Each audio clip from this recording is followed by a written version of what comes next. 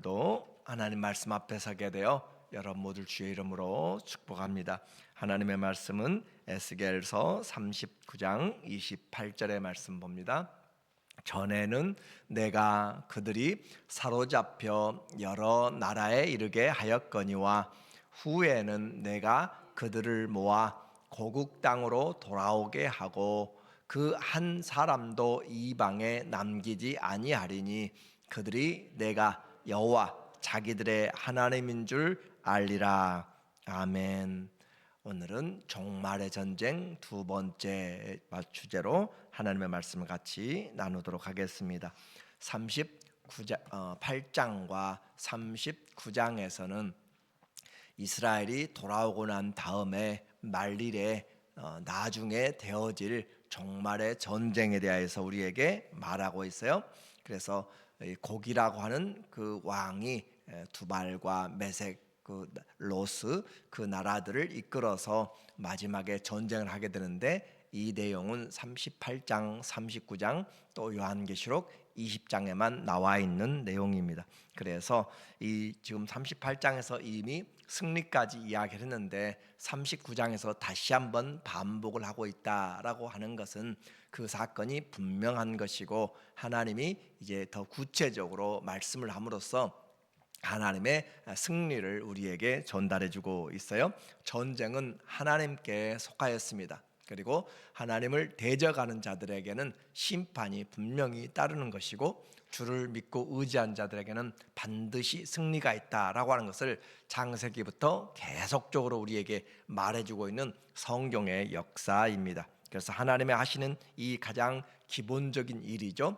하나님이 통치하신다. 에스겔서의 전체적인 주제로 우리가 볼 수 있다면 바로 하나님의 통치를 우리가 말하고 있어요. 그래서 이와 같은 일은 종말이 되어도 마찬가지로 하나님이 여전히 다스리고 있다라고 하는 것을 우리에게 말하므로, 오늘도 우리의 삶에 주님이 보이지 않지만 여전히 간섭하고 일하고 계시다는 것을 알아야 됩니다. 오늘 1절에 보니까 북방 왕의 침략을 다시 이야기하고 있어요. 그러므로 인자야, 너는 고객에 예언하여 이르기를, 주 여호와께서 이같이 말씀하시되, 로스와 메섹과 두발왕 고가 내가 너를 대적하여. 그래서 이 곡이라고 하는 나라의 왕의 이름인데, 그 왕은 전체적인 하나님을 대적하는 총칭으로 그렇게 보여지게 되고, 또 특정한 시간에 그렇게 곡이라고 하는 이름이 나타날 수도 있겠어요. 그래서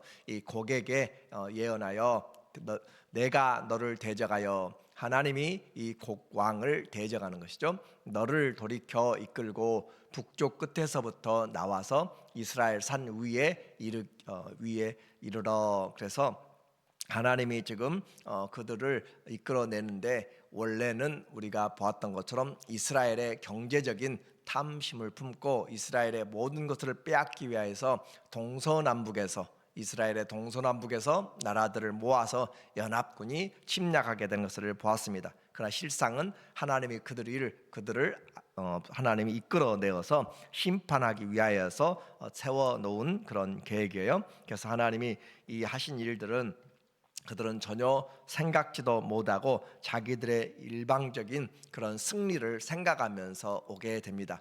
비교도 안 되는 어마어마한 그런 군사와 또 무기들을 가지고 그 땅을 덮어버릴 만한 그런 무기들을 가지고 오지만, 전쟁은 싱겁게 끝나게 돼요. 3절에 보면 하나님이 이미 우리에게 말씀하였죠. 하나님이 이미 그들에게 활과 칼을 다 하나님이 제하여 버리고, 또 지진을 일으켜서 또 폭풍을 일으켜서 하나님이 하늘과 땅을 흔들어서 또 전염병을 통하여서 하나님이 또 자중질환을 일으켜서 승리한다는 것을 이미 38장에서 이야기를 했어요.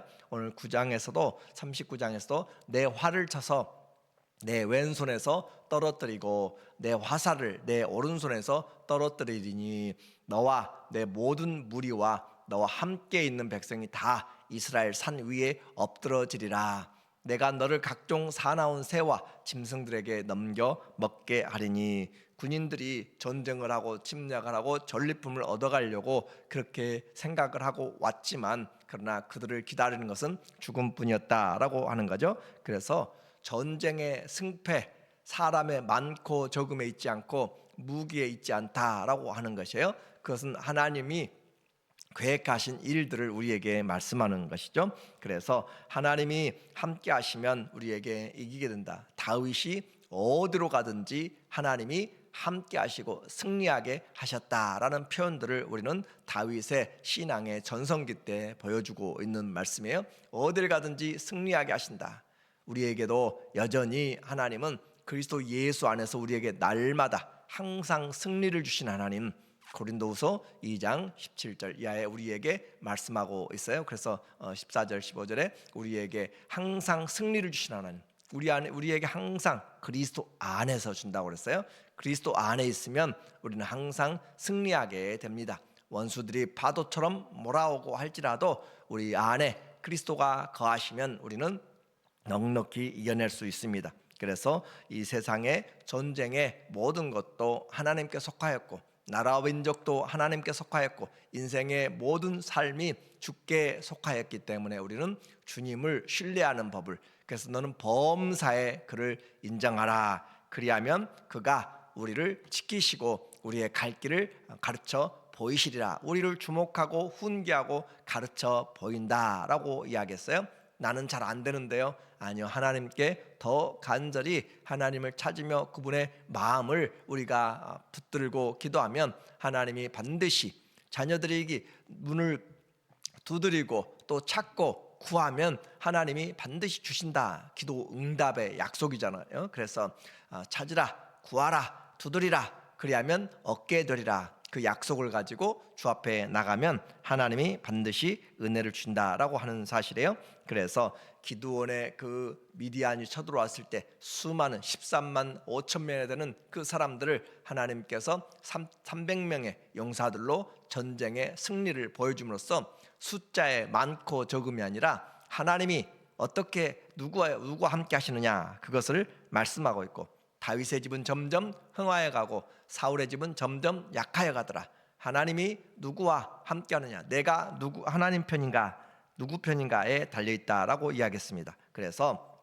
하나님이 붙이시면 아무도 그 전쟁에서 승리할 수가 없습니다. 그래서 우리가 해야 될 것은 어떤 다른 원군보다 하나님을 내가 믿음으로 그분이 우리와 함께 하시도록 하는 것이 인생의 승리가 돼요. 그래서 전쟁뿐만 아니라 우리 인생에서도 하나님이 함께 하시는 인생, 내 가는 길에 지금 나만 혼자 준비하고 가면 안 되는 것이고, 가는 발걸음마다 어디를 가든지 그 골짜기에도 하나님이 함께 하시면, 환난의 골짜기에도, 사망의 음침한 골짜기에도 그 어디를 가든지 주와 동행하면 우리는 승리가 있습니다. 원수들은 이스라엘의 이 전쟁터에서 그들이 패배할 뿐만 아니라 하나님이 이제 그 나라, 그 모든 무기를 대고 하는 그 나라들까지 하나님이 심판을 명하세요. 7절에 6절에 보니까 하나님께서 내가 또 불을 마곡과 또 및 섬에 평안히 거주하는 자에게 내리리니, 그러나 본토를 이제 하나님께서 공격하셔서 심판하신다. 내가 여호와인 줄 그들이 알리라. 내가 내 거룩한 이름을 내 백성 이스라엘 가운데 알게 하여 다시는 내 거룩한 이름을 더럽히지 아니하게 하리니, 내가 여호와 곧 이스라엘의 거룩한 자인 줄 민족들이 알리라 하라. 우리는 여기서 하나님의 전쟁은 성전이라고 그렇게 이야기하고 있어요. 거룩한 전쟁. 그래서 심지어 이 전쟁조차도 하나님 그 전쟁이 얼마나 참혹하고 그 정말 눈뜨고 볼 수 없는 인륜의 모든 것들이 다 무너져가는 그런 것인데도 불구하고 하나님이 거룩한 전쟁이라고 하는 것을 말씀하는 것은 죄에 대하여서 하나님이 징계하시는 과정이기 때문에 그렇고, 그리고 하나님이 그 전쟁을 통해서 하나님이 하시고자 하는 목적들을 이루고 가기 때문에 하나님의 거룩이 나타난다라고 하는 것이죠. 그래서 가나안 땅의 전쟁도 여호수아가 가서 전쟁하는 것, 그 모든 것을 우리는 성전이라고 이야기해요. 거룩한 전쟁, Holy War라고 그렇게 이야기하는 거죠. 그래서 그 거룩한 전쟁이기 때문에 하나님이 하시는 그 일에 우리가 인간적으로 보았을 때 너무 잔인하다, 그렇게 생각할지 모르지만 그러나 이 죄에 대한 것이 얼마나 큰지를 우리에게 보여주고는 영적인 그림자이라는 것을 우리에게 말씀하고 있어요. 그래서 하나님을 대적하는 나라와 민족은 결국 심판하신다. 이제 이와 같이 그 나라 모든 것까지 하시면서 하나님의 거룩을 드러내는데 그 이스라엘 군대가 이제 할 일이 있어요. 적들은 들어왔다가 전부 다 망하게 되고 죽게 되고 도륙을 당하게 됩니다. 이스라엘의 일방적인 승리가 예측되는 거죠. 9절에 이스라엘의 승리에 그들이 하는 것을 보면 이스라엘 사람 성읍들에 거주하는 자가 나가서 그들의 무기를 불태워 사르되 큰 방패와 작은 방패와 활과 화살과 몽둥이와 창을 가지고 7해 동안 태우리라. 그래서 이스라엘의 군대들이 그들이 전쟁을 하려고 준비했는데 하나님이 지진을 일으키고 또 우박과 커다란 하나님의 그 번개들로 인하여 여러 천지를 하나님이 흔드시면서 승리를 해나감으로 그 전쟁터에서 전염병들을 통해서 죽고 난 다음에 이스라엘의 군대는 나가서 그들이 나와둔 그런 무기들을 다 수거하는 일, 그것이 바로 7년 동안이나 하게 된다. 어마어마한 사람들이 그 참여했음을 알게 된 거예요. 무기들을 거둬들이는 데만 7년이 걸렸다. 그래서 불태우고 정화하는 것이죠. 또 뿐만 아니라 그 무기들은 그렇고 사람들, 그 군인들, 그 엄청난 군인들을 매장하고 하는데 어떻게 할 수가 없어요. 그래서 7개월 동안 그들을 묻어내고 장사 지내는 거죠. 그래서 그 11절 그날에 내가 곡을 위하여 이스라엘 땅 곧 바다 동쪽 사람이 통행하는 골짜기를 매장지로 주리니 통행하던 길이 막힐 것이라. 사람이 거기에서 곡과 그 모든 무리를 매장하고 그 이름을 하몬곡의 골짜기라 일컬으리라. 하몬곡, 하몬의 무리, 그 말이에요. 하몬의 무리들이 거기서 죽었다. 그래서 얼마나 많은 사람들을 그곳에 매장했는지 그곳의 지명조차 바뀌어지고 그렇게 새로 생기는 것이죠. 이처럼 하나님께서 그렇게 심판을 행하시고 결국 이렇게 묻어도 도무지 감당이 안 돼서 남아있는 모든 그런 전사자들의 시체를 하나님이 새들과 짐승들에게 다 먹이로 주시는 큰 잔치의 비유로 요한계시록 19장에 나타나는 또 20장에 나타나는 표현들을 하고 있습니다. 17절에 보면은 주 여호와께서 이같이 말씀하셨느니라. 너 인자야, 너는 각종 새와 들의 각종 짐승에게 이르기를 너희는 모여오라. 내가 너희를 위한 잔치 곧 이스라엘 산 위에 예비한 큰 잔치로 너희는 사방에서 모여 살을 먹으며 피를 마실지어다 라고 그렇게 표현합니다. 이 말을 한번 우리가 생각해 볼 필요가 있어요. 무장한 군대, 그리고 200명도 아니고 수만 명, 수천만 명이 그렇게 모여서 전쟁의 깃대를 세우고 있다면 어마어마한 그런 사람들이죠. 모든 무기를 가지고 산천도 다 뒤집고 해나갈 그런 사람들인데 그들이 다 죽어지고 이제 한낱 그냥 그곳에 쓰러져가는 티끌처럼 되어버렸다라고 하는 것을 말해요. 그래서 모든 것을 발구발에 놓았던 장군들 또 왕들이 결국 하나님을 대적한 결과 날짐승들의 또 들짐승들의 밥이 될 뿐이다. 그것을 지금 각인시키는 거예요. 사람들이 아무리 뛰고 날고 해도 하나님 앞에서 티끌 뿐이다 라고 하는 것이죠. 그 소련의 우주선을 탔던 사람들이 지구를 떠나서 우주에 가보니까 여기는 하나님이 안 계시다 라고 하는 거잖아요. 그리고 반대로 미국의 아폴로 11호가 떠서 그 닐 암스트롱이 천지를 창조하신 그 하나님을 노래하고 하나님의 영광을 선포하고 그렇게 완전히 시각이 다른 거예요. 그래서 우리에게 하나님을 대적한 자들의 그 모습을 하나님이 그들의 모든 영광이 이사야 선지자의 말처럼 사람의 인생은 풀이요 그 영광은 풀의 꽃과 같다라고 하는 것이에요. 그래서 곧 있다가 사라져버릴 그 영광을 가지고 우리는 얼마나 교만하며 살아가는지를 말씀해주고 있어요. 그래서 우리의 존재는 하나님이 세워주실 때 우리가 존귀하게 되는 것이지, 그 하나님의 형상을 잃어버리게 되면 얼마나 짐승같이 살아가는 자들이 많이 있는가라고 하는 거예요. 그래서 하나님이 세워줄 때 우리는 고귀하고 천하보다도 귀한 인생이라고, 천하 모든 것과도 바꾸지 못하는, 그리고 모세의 그 고백을 통한다면 애굽의 모든 그 보화와 이 세상의 보화, 애굽의 왕자의 자리, 그것과도 비교되지 않는 그리스도를 위하여 받는 능욕을 더 기쁘게, 하나님이 줄 상을 더 기쁘게 여겼다라고 이야기를 하고 있는 것이고, 우리에게 그 하나님을 알지 못하면 우리는 버러지 같은 인생이요 구더기 같은 인생이다 라고 그렇게 표현하고 있는 것이에요. 그래서 하나님이 세워줄 때 우리는 존귀한 자가 됩니다. 하나님 앞에서 겸손하라, 그러면 때가 되면 하나님이 높여주신다라고 말씀하고 있어요. 오늘 이 전쟁을 통해서 우리에게 하시는 두 가지의 메시지가 있습니다. 그래서 첫째는 하나님이 이스라엘을 정결하게 하신다라는 것이에요. 하나님이 이스라엘을 정결하게 하신다. 그들의 죄 때문에 하나님이 이 일들을 해나가시는 것이죠. 그래서 그들의 삶의 공의로움을, 하나님은 의로우시고 공평하신 하나님, 죄를 반드시 심판하심으로 공의를 통해서 정결하게 하는 것이고, 그것을 통하여 내가 하나님인 줄 알리라 라고 하는 것.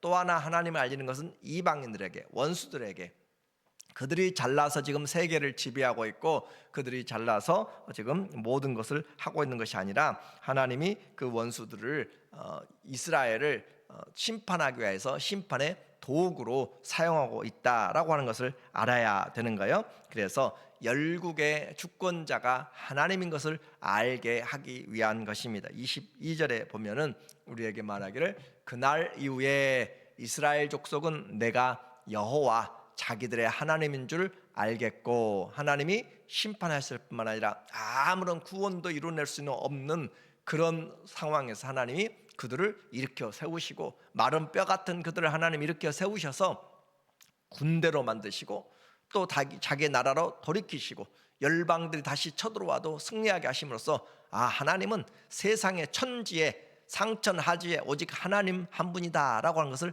알게 되는 것이에요. 또 반대로 이 적들에게는, 여러 민족은 이스라엘 족속이 그 모든 죄악으로 말미암아 사로잡혀 갔던 줄을 알지라, 그들이 내게 범죄하였으므로. 그러니까 이 이방 사람들은 자기들이 뛰어나가지고 이스라엘을 침략하고 또 포로로 잡고 한 것이 아니라, 그들이 죄를 범하였기 때문에 그들의 신이 그들을 대하여서 노하였다라고 하는 것을 알게 되는 것이에요. 그래서 그들의 삶을 보니까 내가 하나님이라도 그렇게 하겠다라고 할 정도로 삶이 좋지 않았다는 것이잖아요. 그래서 성도들의 삶이 중요한 것이에요. 세상 사람들이 보았을 때 아이고 그들의 하나님은 왜 저런 사람들을 가만히 둔가라고 생각하는 삶을 산다면 우리는 안 되는 것이죠. 그래서 우리의 삶을 하나님 앞에서 비추어 보면서 세상 사람들을 또 우리를 통하여 하나님을 오히려 찾도록 그렇게 만들고, 우리가 축복의 통로가 되어야지 심판을 우리 이방인들에게 당하고 하는 것으로 하나님을 나타내면 안 되는 것이죠. 그래서 내 얼굴을 그들에게 가리고 그들을 그 원수의 손에 넘겨 다 칼에 엎드러지게 하였으니, 지금 이 말씀은 하나님이 힘이 없어서 유다 민족을 지금 포로로 끌려가게 하고 또 그 나라를 망하게 한 것이 아니다라고 하는 거예요. 하나님 앞에 범죄하였기 때문에 하나님은 그들을 정결하게 하기 위해서 심판의 과정을 두었다라고 하는 거죠. 그리고 열국은 잘나서 승리한 것이 아니고 또 하나님께서 그들을 하나님이 심판의 도구로 사용할 뿐인 것을, 오늘 이제 하나님은 자기 영광 또 거룩을 스스로 지키십니다. 오늘 이 전쟁은 그냥 땅 뺏기의 전쟁, 그것이 아니라 하나님의 거룩을 위한 전쟁이에요. 그래서 25절에도 우리에게 말하면서, 그러므로 주 여호와께서 이같이 말씀하셨느니라, 내가 이제 내 거룩한 이름을 위하여 열심을 내어 야곱의 사로잡힌 자를 돌아오게 하며 이스라엘 온 족속에게 사랑을 베풀리라.